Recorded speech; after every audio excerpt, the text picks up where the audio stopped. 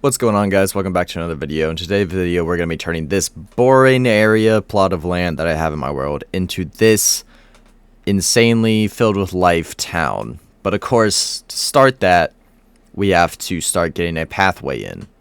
So here you can see me digging out some paths.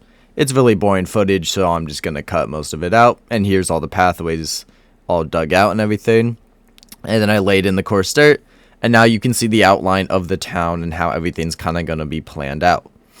Now that we have that down, we can start the resource gathering, which starts with me completely deforesting this entire landscape, as I needed 527 stripped oak logs. It took me an entire day and a half to resource gather for this project. So no, I did not fit all the resource gathering into the video. A lot of it got cut out, unless you want a hour-and-a-half video of condensed footage of me resource gathering. Then I got some clay out of the lake that I live on. Just a few different swatches there, here and there. I needed a handful of bricks for roofs. And then, of course, my, I'd say, second or third favorite wood type, dark oak. I always need dark oak, so went ahead and started cutting some of those down. And then inside of the town, we're going to have a bee farm in the basement of one of the buildings. So, of course, I had to go get some beehives. And once we had those, the next blocks I needed, I actually don't have on hand. So I had to go ahead and travel.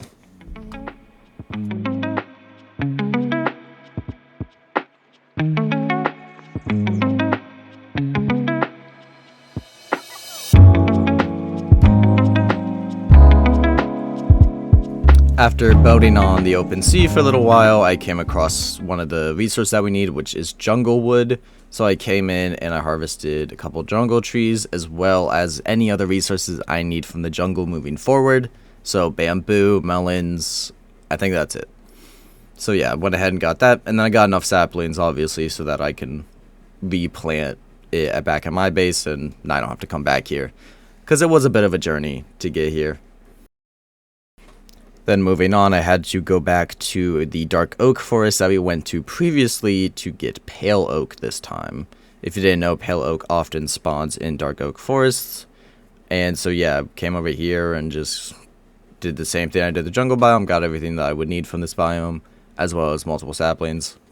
And then lucky for me, while I was over here, I found that directly under the pale oak biome, if you go down into the caves a little bit, you will find a lush cave biome, which I needed some pieces of moss, what are the bushes called? I can't remember off the top of my head. Some of the bushes and glowberries. So I came down here and grabbed all those things that I needed, and now we need one more resource while we're out. I almost said we had to head home. We need mangrove wood, another one of my favorite wood types. So over at the mangrove forest, which was across the sea, it took a while to get here, I went ahead and grabbed all the mangrove wood that my heart could desire. So for the building process in this video, I'm going to talk about the building for a little bit, and then when I run out of things to say, I'm going to switch it over to just a time lapse. So for this building here, it's a very basic build palette and pretty basic shape for me. It's really a background building. It's not supposed to be right up in your face. I did work on some of the newer detailing with using spruce fences on the corners there to give it some extra support. I watch Flip a lot, and he uses that kind of stuff. He's really my biggest inspiration when it comes to Minecraft building. But like I said, it's a very basic build palette. That big hole in the side of the wall is going to be a bridge that connects this building to the building next to it. The building next to it is far more interesting than this one. But for now, this one is just, just set dressing, basically. There's nothing inside of it. There's nothing to be done with it. I wanted to put the bee farm in this building originally, but it wasn't big enough, and I could not extend it any bigger because of where it was, which you'll see later in the video.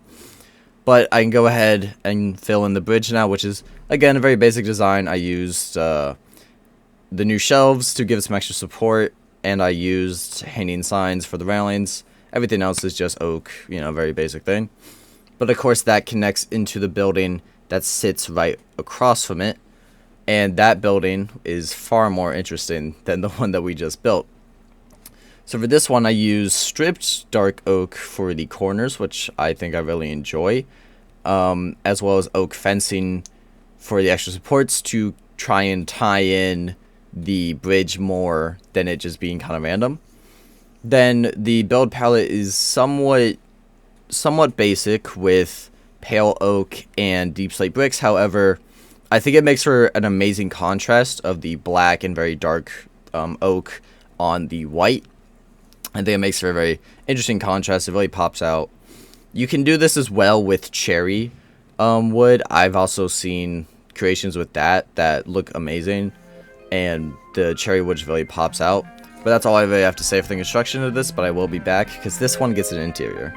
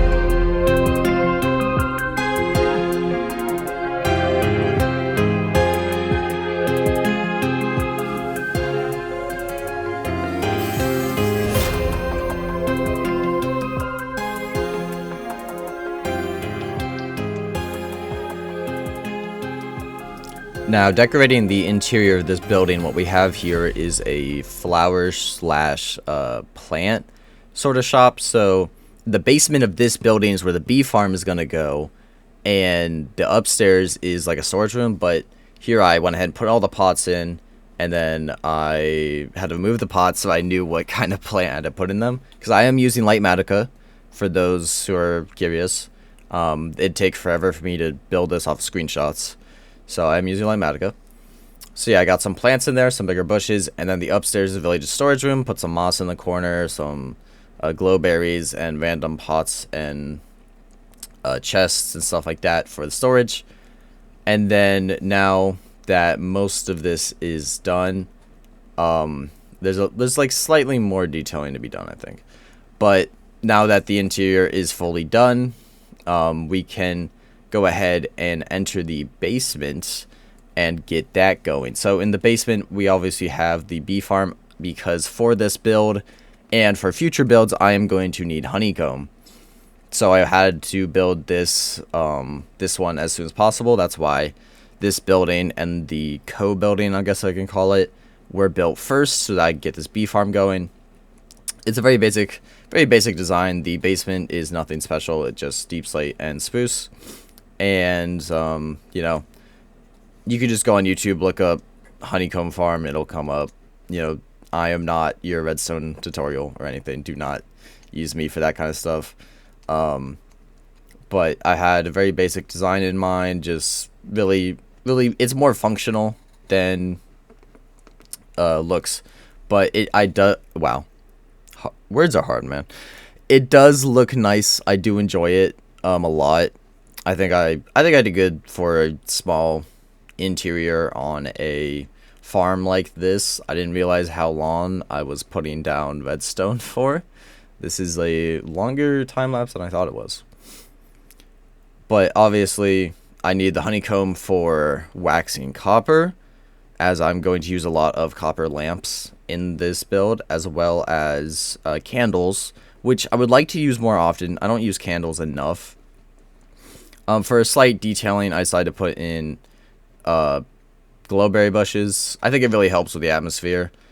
And then I had to finish up everything by putting in some final blocks for the walls and all of that stuff. So getting that done and dusted, I can go ahead and put the final stuff in.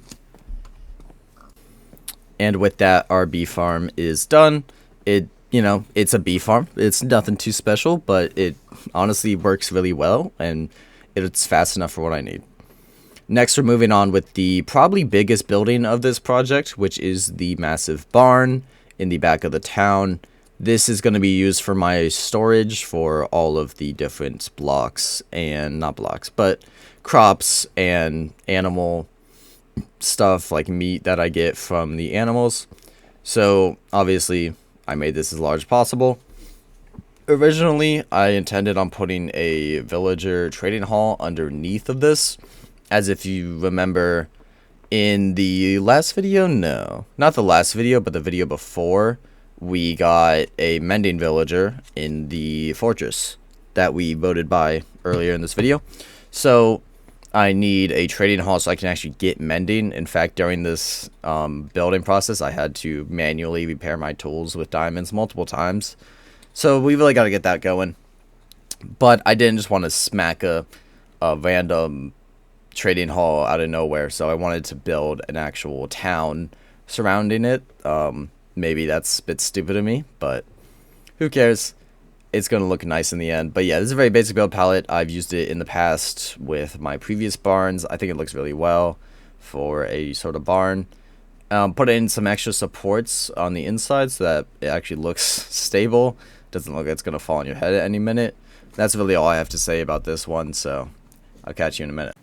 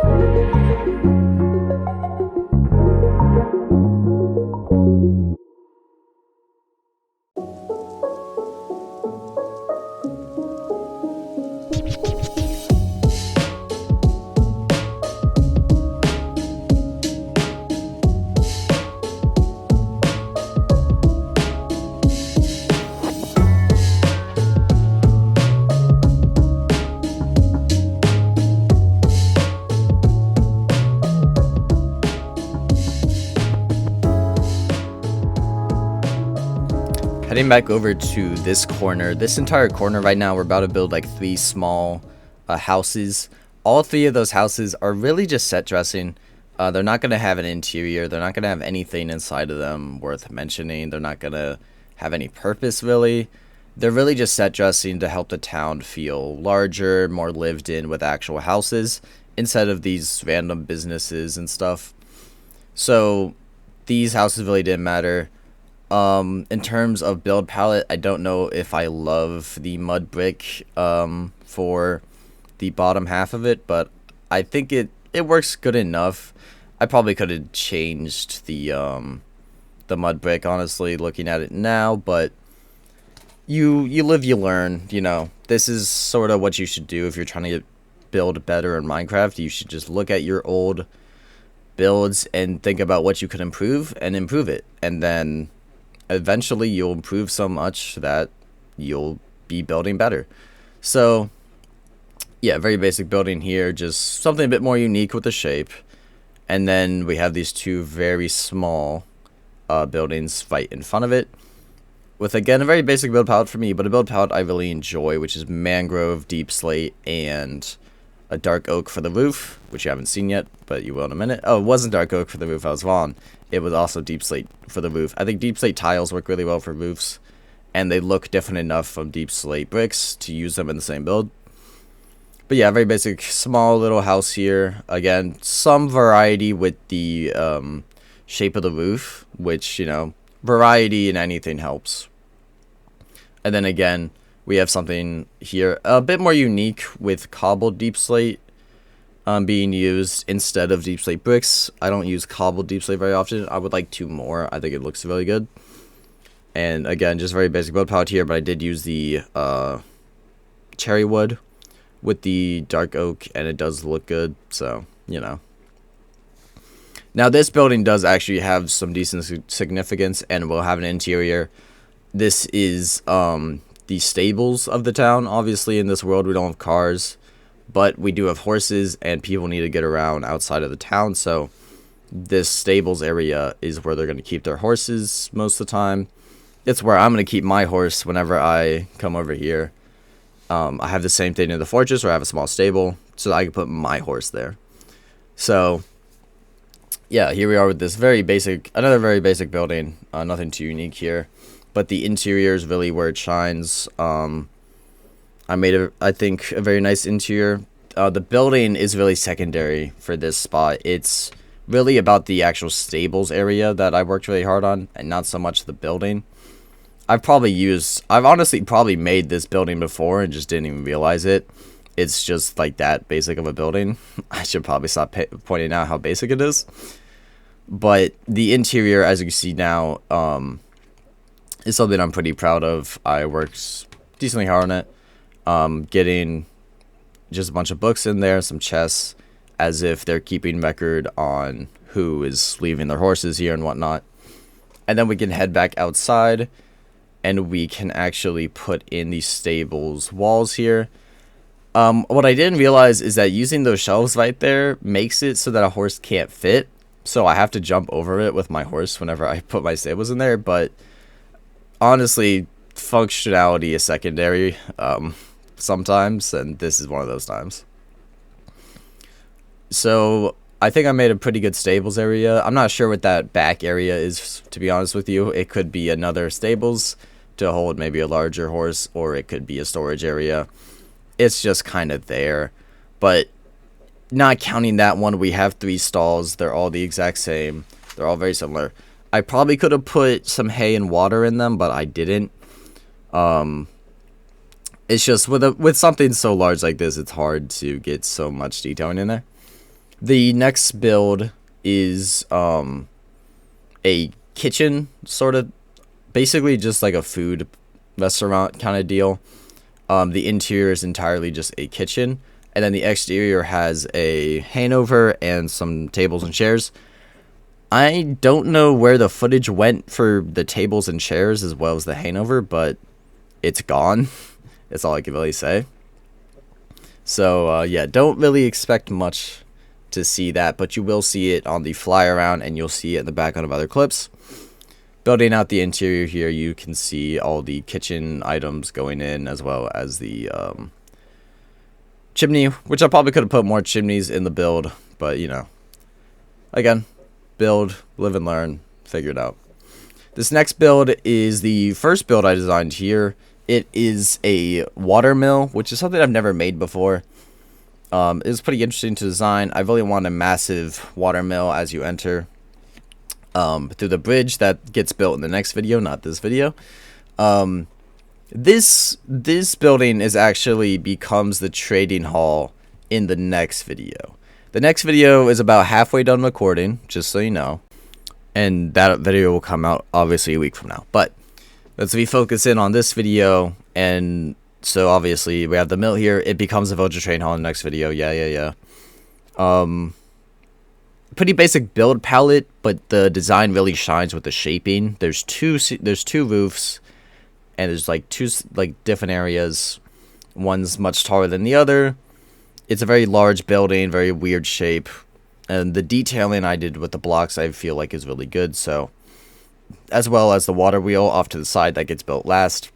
So yeah, this build is really about the detailing. But while I'm thinking about it, because I got reminded talking about the next video, we hit 200 subscribers. So thank you guys so much for helping me hit 200 subscribers. That's crazy. I decided to set the goal for the end of the summer, so September 1st, to hit 500 subscribers. So if we could do that, that would be great. If we can't do it, it's not the end of the world. But please, if you're watching this video right now, please subscribe. Join the team and help me reach 500 subscribers by the end of the summer. Thank you.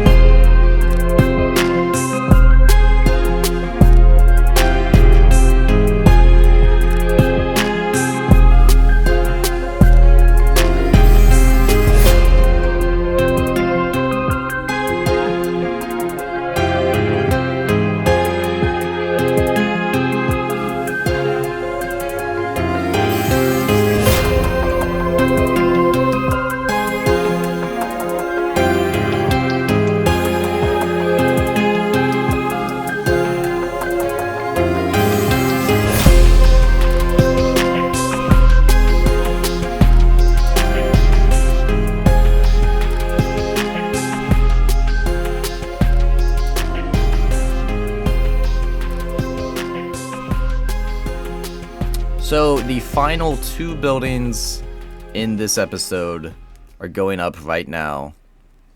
We're not going to be done when the buildings are done, though. We still have to do some detailing, but the final two buildings are going up. This first one here is going to be a candle shop. It's going to have, the interior won't be done for it, but theoretically speaking, it's going to have a small apartment on the second floor. So that's why that staircase is going in on the side. I think it's really nice detail. Instead of having it on the inside, has it on the outside. Helps differentiate the building and make it more unique. Yeah, this building is pretty basic. There's not much to be said about it. On the basement level, I do enjoy doing the staircases to accentuate, I guess you could say, the window area. And then I use slabs for the roof, which I don't often do, to help give it a bit of a shorter shape. I didn't want this one to be too tall, so the slabs really help do that. And, you know, there's not too much to be said about this one. Pretty basic, but I think it looks good, and it works for what we need. The second one going on next to it is a bakery shop. Not the bakery itself, but they do sell the items that the bakery produces. Where is the bakery? No one knows. It just kind of spawns in. But so this is another really basic one. However, this is the only fully stone building in the town here. And honestly, I was going to say in the world, but no, that wouldn't be true because we have the castle, which is fully stone. But fully stone building doesn't happen too often. I made this really cool bay window that I really like using stairs and shelves. And I think it works really well. Obviously, as a bakery, you want people to look through the windows and see what you have, you know, see the cakes and everything. But so first, we put in the floors and some of the shelving on the interiors for both of the buildings, which you can see through the windows. I didn't feel the need to go inside with the time lapse when you could see it through the windows. And now that we are done with that, I can go ahead and put in the final touches inside of the candle shop. Obviously, as I mentioned earlier, I'm using Lightmatica. That is what you're seeing right now. It just helps me place the blocks that need to be placed, where they need to be placed, instead of using screenshots and flipping back and forth between the creative world. It just makes my life a lot easier. If you don't like it, you don't like it. I don't care. It's my YouTube channel. These are my videos. Then we have the chicken coop going in before I do the interior for the bakery, because I need eggs for the interior of the bakery. So I need chickens to give me eggs. And chickens are the only farmable animal that's not on this property. So, obviously, chickens got to go in. So I'm making a chicken coop with a collection system underneath to pick up any eggs that they drop. And, you know, finishing up the kind of pen area, putting in the actual chicken coop fully out of trapdoors. This chicken coop design is very basic. A lot of people do it. It's just, you know, very basic. Just some trapdoors put together in the shape of chicken coop. But then we had to actually go and find these chickens, which I found up on the neighboring mountain, hill kind of deal. It's too short. It's too tall to be a hill, too short to be a mountain. The mass of land. And so then I brought it back down to the chicken coop. If I slip down the trapdoors, they can go over, but if they are not flipped down, they cannot go over. And so, yeah, I got them in there. I wanted to double check that they couldn't escape, so I did some small detailing in the plot right next to it. And if you keep an eye on the chickens here, you will notice that they do end up escaping. The baby escapes and one of the adults escapes. And so I was sitting there thinking, I don't know how to fix this issue. Yeah, you see right there that the adult just got out. I was sitting there thinking, I don't know how to fix this issue. I don't want to just scrap the design. I figured that it would keep them in, but I guess it won't. And so once I noticed that they had escaped, I brought them back, and then I just kept an eye on them for a minute to see how they did it. Eventually, I noticed that they were using some weird pathfinding with the chicken coop to make them jump, and then eventually they would jump over the spruce trapdoors. And so I had to go ahead and build them a sort of extended coop kind of deal with some other trapdoors. So once I got them back in, I just started building that, So I use mangrove because it has the hole in it, so it's kind of like a window. So now they can't jump over those walls, but I figured it looked a bit off, just like that. So while I was sitting there, I decided to go grab some dark oak trapdoors and make them a roof on top of that. Now that we have the eggs, we can actually fill in the bakery with the cookies, pumpkin pie, bread, cake, all that stuff. So yeah, that's all we need those eggs for, and now they will sit there for eternity. So yeah, But now we can finally enter the final detailing phase. We are so close to being done this project. This took me so long. Again, an entire day and a half of resource gathering, and I don't even know how many days of actually building. But we're finally almost done here. I'm starting off with 4 grain silos, very basic design. I actually used this design previously in my last Let's Play series. Not my last one, but my first Let's Play series that you can find on the channel, which isn't actually my first Let's Play series. I had one before I deleted all the videos of. Kind of wish I didn't, but I was much younger when I made those ones, and those videos were very crappy. Still wish I didn't delete them, though. Kind of wish I had them still on the channel. But either way, we have these grain silos finishing up right now. And then we move on to another important side build, which is what I was about to call a dock. But in a previous video, I got a comment that told me that you wouldn't call these a dock, you'd call these piers. So if you're watching that video right now, thank you for the comment. Comments help me out a ton. They help push the video. But I also do enjoy responding and reading comments. And when I read that one, I responded. I was like, okay, thank you. I'll try to fix my grammar in the future. And so here, I am not calling this a dock. This is a pier.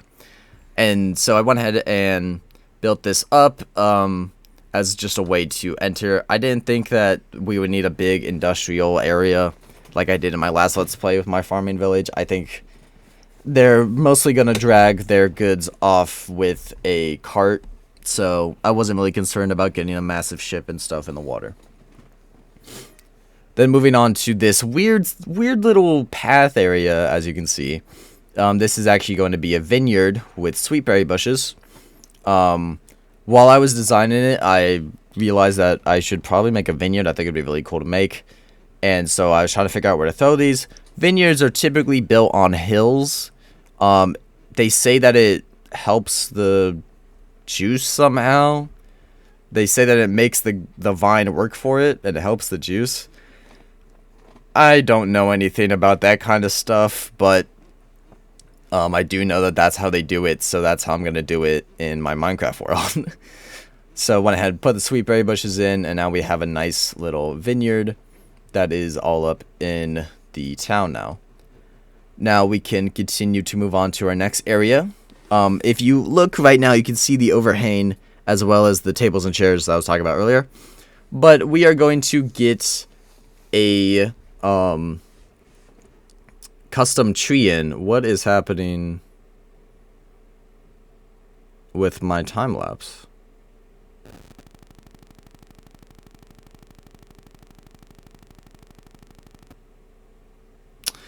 I don't know what's happening. I don't know why we're inside the building right now.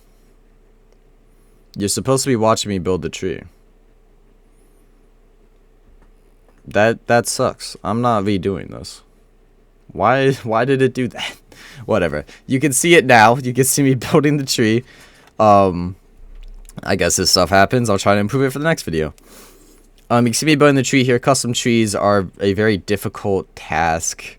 Very difficult thing to do a lot of the time, so obviously this kind of took me a minute to not only design but to also build in survival.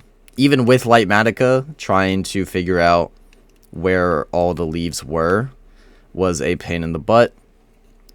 But we have our tree here. We have, the side branches. I think it looks good enough for a custom tree. It looks better than my last custom tree that was in my last Let's Play. I think it works really well. I would just want a big big oak tree in the middle to cover a lot of areas. It's not the set point of the build, so I really don't look at it that much, but I think it's good set dressing. And I think it works good enough for what I needed it to. Then I went ahead and decorated the underbrush of it a little bit with some firefly bushes and stuff. And now we have a lot of life going on in the middle here with all these particles. And then I put in some copper lamps. And then I moved over and built a very, very small well over here. It's a design that I use often when I need a well. I normally don't build anything big with wells. And then decorating it with a lantern, some water, and a pot. Then we can move on to building this cart here that is all loaded up and moving out of the town as if it is taking goods to another spot, which as of right now, that other spot would only really be my house or be the fortress. But in the future, we will have a city or something. Then I added a small market stall on this path here. This market stall is actually still owned by the plant shop that it's connected to, and it's really just made to get people into the door of the plant shop and maybe get some extra sales if it happens. And then I detailed this beach area, making it seem like people are actually going over there with some canopies, some beds as like lounge chairs, and finishing out the canopies and all that good stuff with carpet and whatnot. And this wandering trader decided to come over and talk to me, I guess. But with that, we're almost done. Thought we were done. With that, we are putting in the final touches, which would be these lighting signs. It's just oak fence with a not weathered, I think it's like slightly weathered waxed copper bulbs. Not bulbs, lanterns. Why did they name copper so complicated, bro? Yeah, that's, the final touches into this building. See me lighten up the area and everything, even while it's dark. It's just to give the space a bit more light, a bit more life, and all that good stuff. After 30 minutes, that is today's video. I really hope you enjoyed today's video. If you want to sit here and look at everything that we built, I'm going to just make it enter this, just spinning around the place, so you can really look and see everything that we built, all the details that I put in, all that fun stuff. But I really do thank you for watching today's video. If you are still here, it means a ton. It really helps me out. Again, I'm trying to hit 500 subscribers for the end of summer, and so you watching this video will help push it even further.